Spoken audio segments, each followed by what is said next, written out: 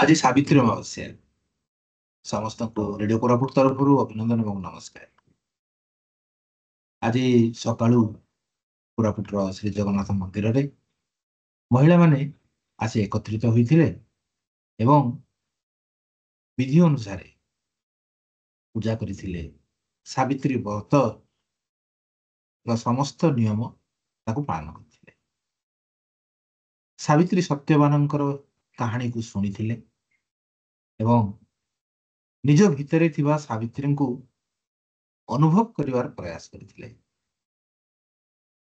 ସାବିତ୍ରୀ ଯେମିତି ସତ୍ୟବାନଙ୍କର ମୃତ୍ୟୁ ପରେ ମଧ୍ୟ ପୁଣି ଥରେ ଜୀବନକୁ ଫେରାଇ ଆଣିଥିଲେ, ସେଇଭଳି ଭାବରେ ମା, ଭଉଣୀ, ପତ୍ନୀ ଏଭଳି ଭାବରେ ବିଭିନ୍ନ ରୂପରେ ମହିଳାମାନଙ୍କ ଭିତରେ ଥିବା ଏହି ଶକ୍ତି, ଏହି ସୃଜନକାରୀ ଶକ୍ତି, ଏହି ଜୀବନ ଦେବାର ଶକ୍ତି ତାକୁ ଅନୁଭବ କରିଥିଲେ ଏବଂ ସୃଷ୍ଟିର ଏକ ବିରାଟ କାର୍ଯ୍ୟରେ ନିଜର ଯୋଉ ଭୂମିକା ରହିଛି ସେଥିପ୍ରତି ସଚେତନ ବି ହେବାର ଏକ ସୁଯୋଗ ପାଇଥିଲେ।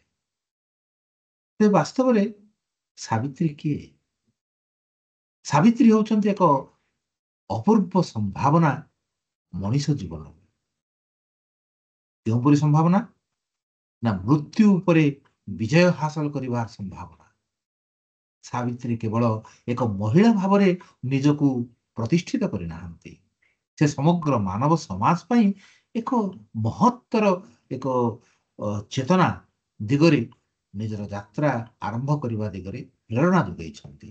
ସେ ହେଉଛି ମୃତ୍ୟୁ ଉପରେ ଜୀବନର ବିଜୟ, ଯାହାକି ଶ୍ରୀ ଅରବିନ୍ଦଙ୍କର ସାବିତ୍ରୀ ମହାକାବ୍ୟରେ ସେହି ବିଜୟର କଥା, ସେହି ସମ୍ଭାବନାର କଥା ବାରମ୍ବାର କୁହାଯାଇଛି। ତେଣୁ ଆଜି ଏଇ ଯୋଉ ସାବିତ୍ରୀ ଅମାବାସ୍ୟା ଅବସରରେ ଯେଉଁ ସବୁ ଫଳ ଗୁଡ଼ିକ ସମସ୍ତେ ଧରି ଯାଇଥିଲେ ପୂଜା କରିବା ପାଇଁ, ସେଥିରେ କିଛି ମିଠା ଫଳ ଥିଲା, କିଛି ଖଟା ଫଳ ଥିଲା, କିଛି କଷା, କିଛି ଚାପରା ଚାପରା, ଏଇଭଳି ଭାବରେ ବିଭିନ୍ନ ପ୍ରକାରର, ବିଭିନ୍ନ ସ୍ୱାଦର, ବିଭିନ୍ନ ରଙ୍ଗର ଫଳ ସେମାନେ ସମର୍ପିତ କରିଥିଲେ ଆଜିର ଏଇ ଯୋଉ ଦିବ୍ୟ ଚେତନାରେ ନିଜକୁ ଉଦ୍ବୁଦ୍ଧ କରିବା ପାଇଁ।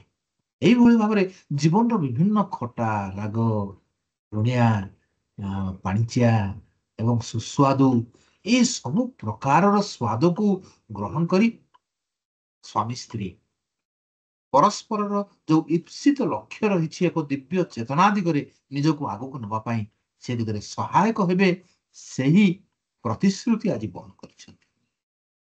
ଆମେ ଆଶା କରିବା ଆଜି ଯୋଉ ସାବିତ୍ରୀ ବ୍ରତ କରିଛନ୍ତି, ଏହି ବ୍ରତ କୌଣସି ଏକ ସାଧାରଣ ବ୍ରତ ହୋଇ ନ ରହୁ, ଏହା କୌଣସି ଏକ ଘଟଣା ହୋଇ ନ ରହୁ, ଏହା ସମସ୍ତଙ୍କ ଭିତରେ ଏକ ନୂତନ ଚେତନା ଜାଗ୍ରତ କରୁ, ଏକ ନୂତନ ସମ୍ଭାବନା ଦିଗରେ ସମସ୍ତଙ୍କୁ ପ୍ରେରିତ କରୁ। ସେତିକି ବେଳେ ସାବିତ୍ରୀ ବ୍ରତର ଯୋଉ ପରାକାଷ୍ଠା ରହିଛି, ଯୋଉ ଉଦ୍ଦେଶ୍ୟ ରହିଛି, ସେ ଉଦ୍ଦେଶ୍ୟ ସାଧିତ ହବ।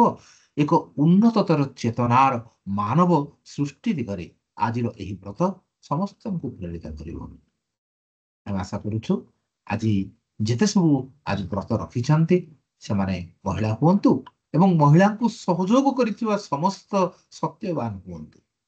ସମସ୍ତେ ଏକ ସ୍ୱରରେ, ଏକ ମନରେ, ଏକ ଚିନ୍ତାରେ, ଏକ ହୃଦୟର ସହିତ ଏକ ଦିବ୍ୟ ଚେତନା ଆଡ଼କୁ ଅଗ୍ରସର ହେବା ପାଇଁ ହାତରେ ହାତ ମିଶାଇ ପରସ୍ପରକୁ ସମସ୍ତ ସମସ୍ୟା ଭିତରେ ମଧ୍ୟ ଏକ ନୂତନ ସମ୍ଭାବନା ଦିଗରେ ପ୍ରଚେଷ୍ଟା କରିବା ସାହସ ପ୍ରଦାନ କରିବେ, ଏହି ଆଶା ଆମେ କରିବା। ଆଜିର ଏହି ଦିନଟିରେ ରେଡିଓ କୋରାପୁଟ ତରଫରୁ ଆପଣଙ୍କୁ ପୁଣି ଥରେ ଅଭିନନ୍ଦନ ରହୁଛି। ରେଡିଓ କୋରାପୁଟ ପାଇଁ ସିଏଚ୍ ସାନ୍ତାକାର, ନମସ୍କାର।